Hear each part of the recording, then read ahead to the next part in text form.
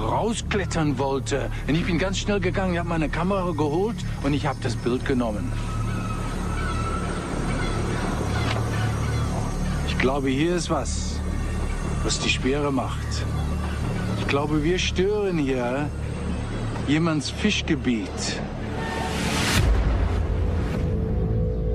We petitioned the Department of Defense for information, and we sought injunctions against the Navy, but it didn't get us anywhere. The Navy claimed that they were merely studying the anomalies, that they weren't the cause of them. We continued to build profiles of these events, and we went over the one thing we did have, which was the recording. We listened to and analyzed this recording, I don't know how many times, and we made comparisons with whales and dolphins. But this thing, to our ears, sounded much more intricate, much more advanced. And we thought we had a reasonable chance to crack the code, but it was still beyond us. We needed help. My name is Dr. Rodney Webster. I'm currently at the University of South Florida. I specialize in animal communications. I focus mainly on the field of cetacean vocalizations, dolphins and whales. A lot of what I do in my work is I search for signifiers, which are, particular sounds to which you can attach a meaning or a mood.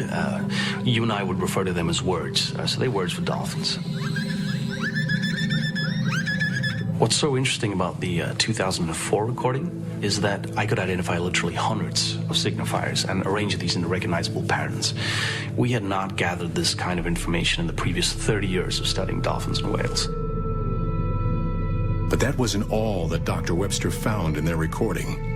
I noticed that there were some pitch changes in the bloop at certain parts of the recording. So I ran a spectrogram analysis of the data and in the frequencies that were above the range of human hearing. And this is what I found. This is it at original speed, with the whale sounds removed.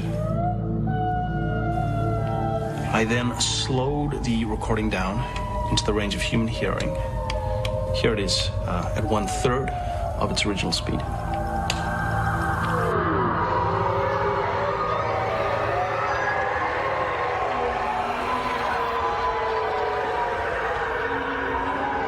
Multiple individuals, literally thousands of different signifiers, at least half dozen individual voice prints. So what you see here is language. They're talking to one another.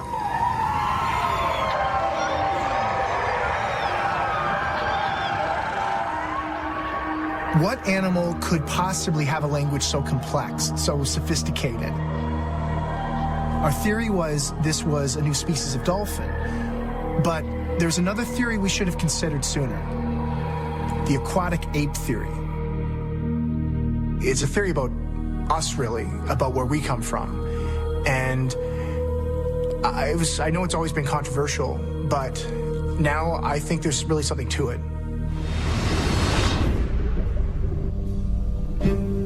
Why are we so different from other terrestrial animals? According to the theory, it's because there was a time when early humans spent much of their lives in the sea. And the traits that make us so different from other land animals are a legacy from this period. We can control our breathing like marine mammals and hold our breath longer than any other land animal. The human record for breath holding is nearly 20 minutes. That's almost as long as a dolphin can dive. Compared to our closest relatives, the apes, we have a much more flexible spine, and we have partial webbing between our fingers and toes that they don't have. These are features for an aquatic environment. Why have them unless to help us swim? And human babies hold their breath underwater automatically. They instinctively know how to swim, whereas a baby chimp or gorilla would drown. And unlike other apes, we shed our hair. Hair creates drag in water, and we have a thick layer of insulating fat that keeps us warm in water. The only other animals born with as thick a fat layer are exclusively marine mammals. Some humans are so well adapted for life underwater that they still hunt at the bottom of the sea, walking across the ocean floor. The Moken people of Southeast Asia can contract their pupils at will to control for water distortion. They actually see underwater as clearly as if they were wearing a mask. And in some places in the world, humans are still so proficient in the water that they can catch fish without hooks or nets. All these adaptations for life in the water, but we lack adaptations that are commonplace in other land animals. We shed salty tears and sweat. Salt and water are valuable resources. Other land animals have efficient ways of conserving them. We don't. Why? Because part of our evolution took place in the sea. Now, this is all theoretical, but the land-to-sea transition has happened before. It's documented science. Orcas have evolved from a wolf-like ancestor millions of years ago, and there are more recent examples. 150,000 years ago, a fractional amount of evolutionary time, a group of brown bears split from the rest of their line. They evolved into a new species. They became polar bears. Polar bears are capable of holding their breath for minutes at a time underwater. They've even developed webbing in their front paws to help them swim. They are currently, before our eyes, evolving into marine mammals. And if this is happening to polar bears now, why couldn't this have happened to the human line at some point in our evolution? Could we be descended from a group of apes that were once becoming marine mammals?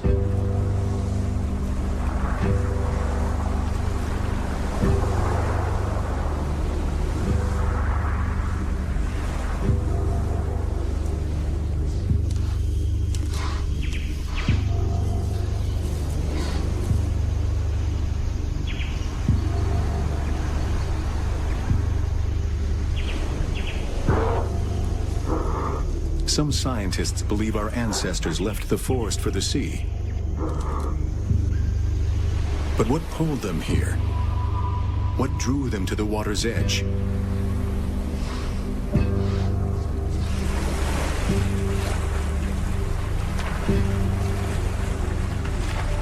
It was food.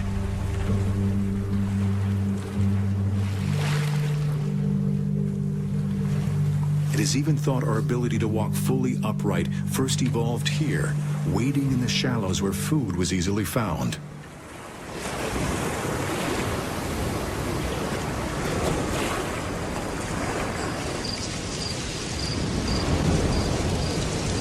The trees had been our cradle, but now we would be shaped by the sea.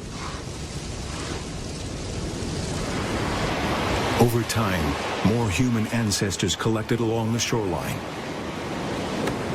It is even thought that this is where our advanced intelligence began to develop. Brain-building nutrients like iodine and fatty acids were abundant in the crustaceans and shellfish that could be gathered here.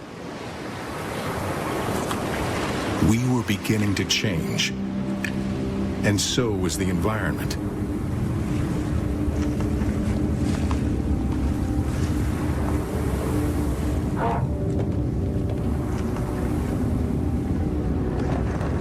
Earthquakes, volcanic activity along the coast.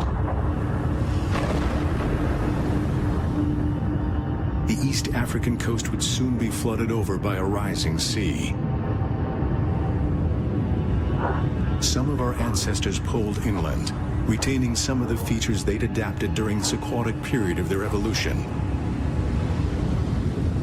Others went in a different direction.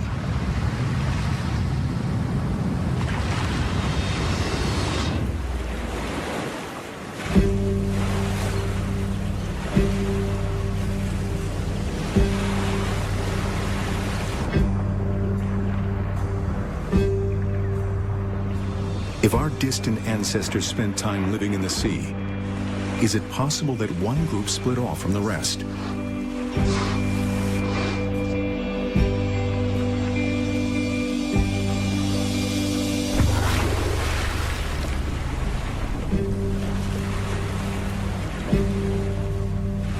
And rather than retreating from the water, did they go deeper in.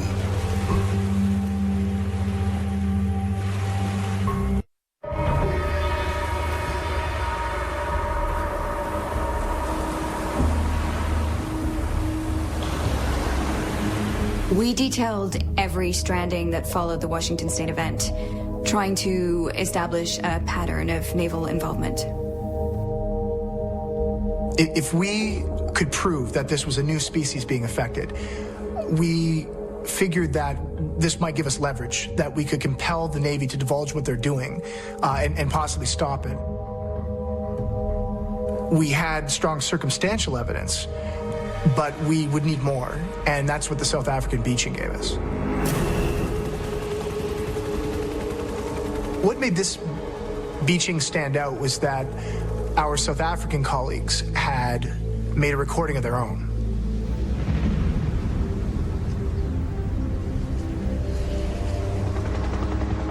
Well, we of course had heard of the work of Dr. McCormick. We'd heard the reports linking large-scale beachings to sonic events. And we'd also heard the rumors that such an event may have affected a species as yet unidentified to science. And of course, we'd heard of the bloop recording. My name is Dr. Gavin Dittmar. I am the head of acoustic research at the Marine Biology Research Center at the University of Cape Town. We had an underwater array just about a kilometer off the tip of Cape Town. And this was part of a research program to monitor whale populations at certain times of the year.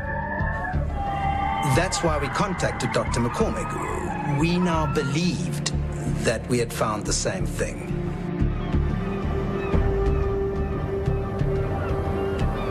When we heard that recording, we immediately accepted an invitation to make a research visit.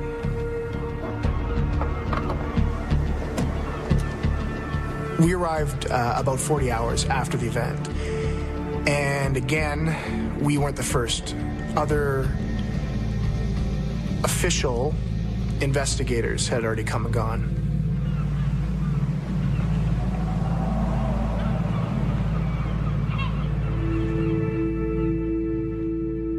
The South African beaching was the biggest since the Washington State event, and here again, we were seeing the exact same patterns of sonic trauma.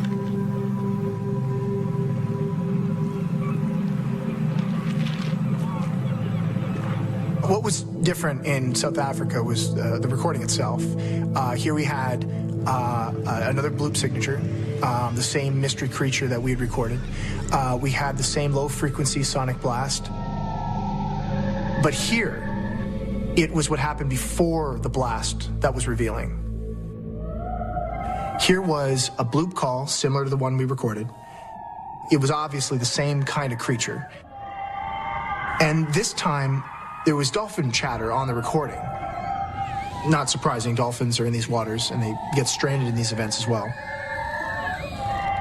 But here there was communication, back and forth communication between our bloop creatures and the dolphins, which made us think, is it a dolphin? Is it some new species of dolphin?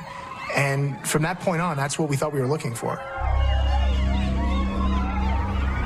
To that point, we only had acoustic evidence. But physical evidence, that was the breakthrough that Dr. Dittmar gave us.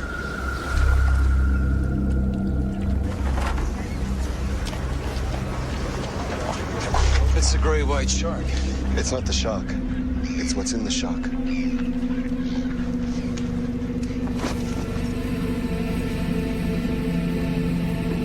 It was a mess, and it smelled pretty terrible. There were parts that looked like they might have been from a dolphin, parts that looked like they're from a seal, but no seal or dolphin we'd ever encountered. And there were other body parts too. We had no idea what we were looking at, but we thought right away, jackpot. This was something new. This was a new species.